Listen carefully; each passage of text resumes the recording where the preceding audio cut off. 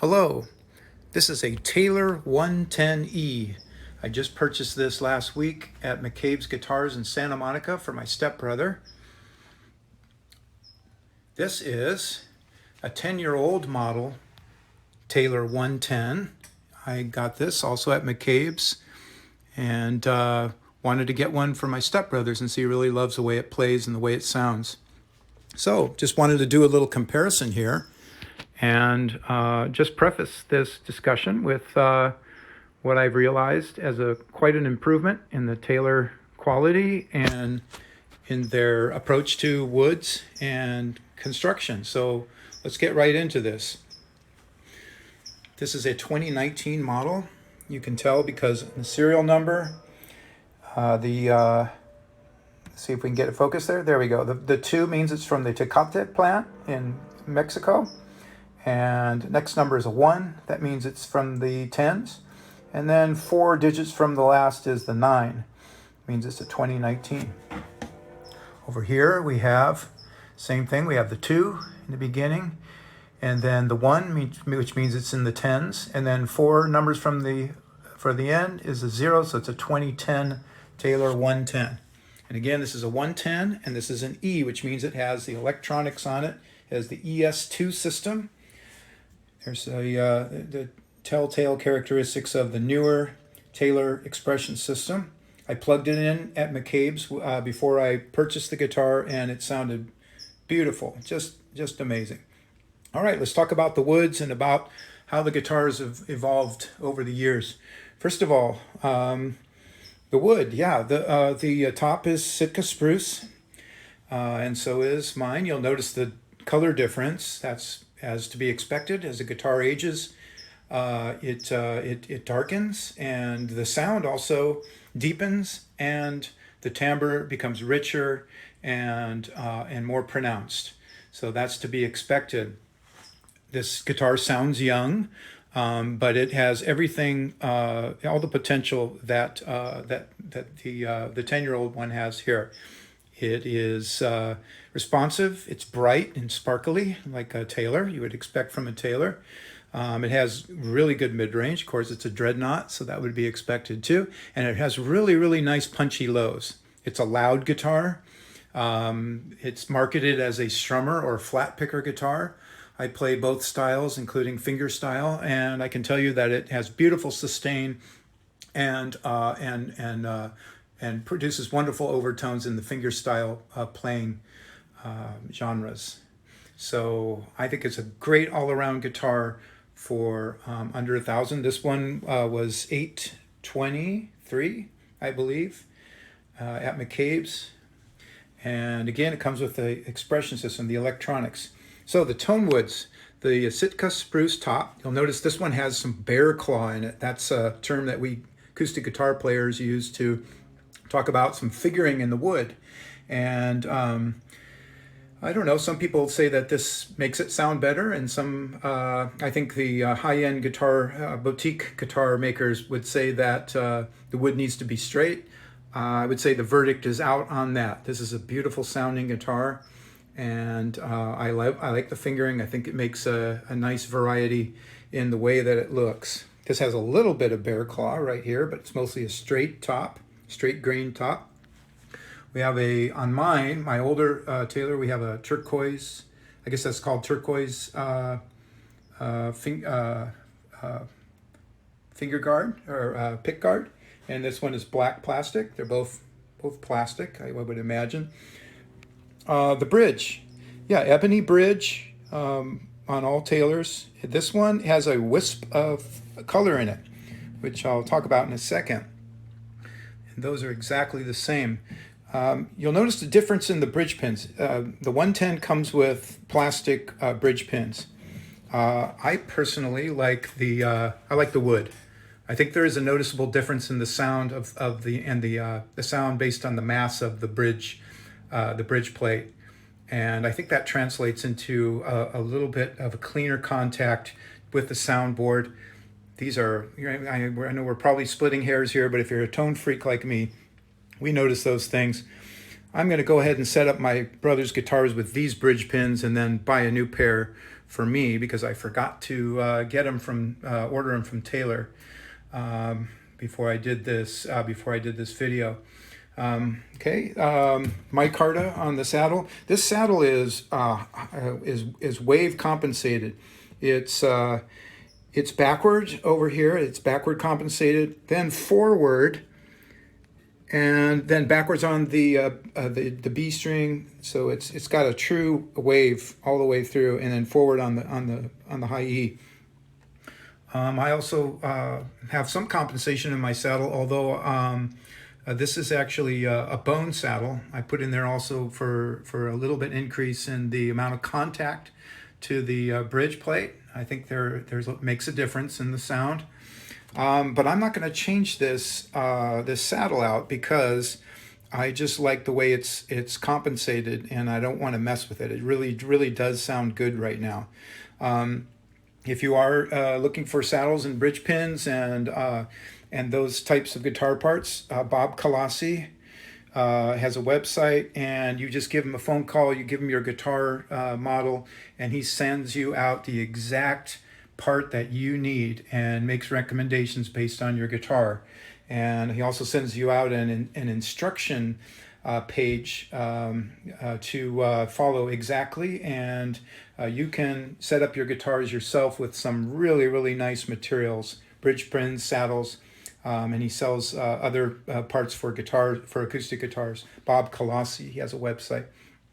We'll notice going down the fretboard here that this is an ebony fretboard, and it has, again, a good amount of light figuring in here, a wisp of light figuring in here.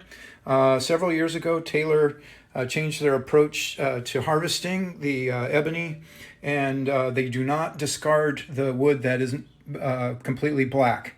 My fretboard is completely black, but I think this was right around the time when they started to do the ecological, correct approach of using all of the tone woods using all of the ebony in a tree, and not discarding it just because it's not black. And I think I think it's beautiful. I think it makes a good variation in the way the guitar looks. It makes it unique. It makes it, your guitar, and it looks. I don't think there's any two variations that would look the same. Okay, let's go up here to the pegboard. This is the cover of the pegboard. I think we call it the headstock overlay. So the headstock overlay is also ebony. It's got a little nice wisp here. It's pretty cool. Okay, and going up on the 210, 110, the 2010, we have a Sapelli overlay right here, and we have a wood truss rod cover. Now this one is plastic. We could always change that out to make it look nicer. It doesn't change anything in terms of the playability, but it's nice to have a wood one. Anyway, that's one upgrade I would have wanted to see. All right, moving on. Let's look at the backs of the guitars and talk about the backs and sides. Wow, look at this. Taylor started using walnut, and this cut right here looks book matched. And this is a laminate. It's a 3-layer. The inside is poplar. And the outside, of course, you can see it's a beautiful walnut veneer. And the sides are also this beautiful walnut veneer. It's really a nice looking guitar. It looks expensive, and it's appealing to be staring down at this while you're playing. It's really fantastic.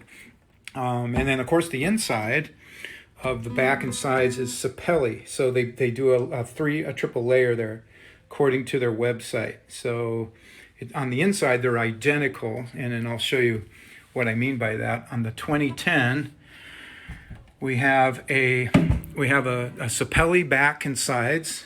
Again, this is a laminate.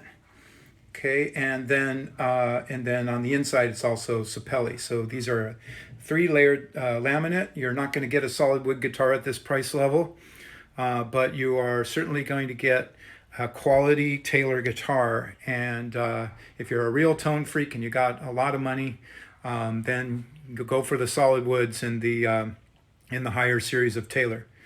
Okay, let's look at the necks. Let's look at the back of the necks and the heel.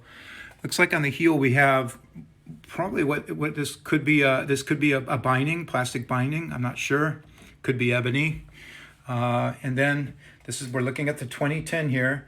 We have a sapelli or mahogany neck. Probably sapelli, looks like that, but it could be African mahogany, I've heard. It's smooth, but it has some grains to it. And when you're playing, if you're a real fussy player, you might feel that grain as you're fretting. To me, it doesn't bother me at all, and it's very smooth and very, very playable. Okay, here we go with the 2019. Okay, again, nice little black heel cover there. Looks really nice. This neck, well, this is interesting. This is maple, and it's very smooth, very playable. I really like this neck. I was playing it just a few minutes ago, and this neck really feels good. Okay, and then of course we have the chrome tuners on both. And let's flip them back over again. Let's talk about this neck. This is a 1 11/16 nut width. It's smaller. It's a thinner nut width than the the higher level Taylors. So what does that mean? If you play electric guitar and you play or if you play standard acoustic guitars, most of them are going to have this tighter nut width, and it's going to feel familiar to you. The more expensive Taylors have the wider nut width, and they're easier to play in some ways, and in some ways not. They're probably easier to fret, but if you're trying to grab around the neck, this is going to be a lot easier for you. This guitar plays very, very well. And these 110s play very well if they're set up right, and so forth. So again, there's the comparison. You can see the 2010 is much darker. It's aged, and this is a lighter and newer guitar, so it sounds young. And playing the guitar and having the guitar age does add some richness and vibrancy to the tone. So I recommend my stepbrother to play a lot. Okay, and then I'm going to make another video about the action, and we'll do a little setup on it. We'll do a homemade setup, and we can do that. Okay, so here it is. Finally there is the on the bout here you have the ES Expression System battery port. So that's on all Taylors that have the ES system. Okay, so there it is. There's the side-by-side comparison. The takeaway is I think that Taylor has really, really improved their product, and I think they've taken a more ecological approach. I think they've made the guitar look better in a lot of ways, and I think they've made them more of a unique experience to the owner. And that I really like. One other thing about the strings, it comes shipped out with a phosphor bronze, I believe. Yeah, these are phosphors, and they are 12 to 56, so they're they're a medium gauge acoustic guitar string, and I do recommend the Elixir that they come with, the Elixir phosphor bronze. You can get those at any guitar store. You can go to McCabe's and do a pilgrimage to McCabe's and soak in their culture and history, and at the same time get yourself a pair of strings over there and support your local guitar shops. Okay, the next video will be setting this bad boy up. Thanks for watching.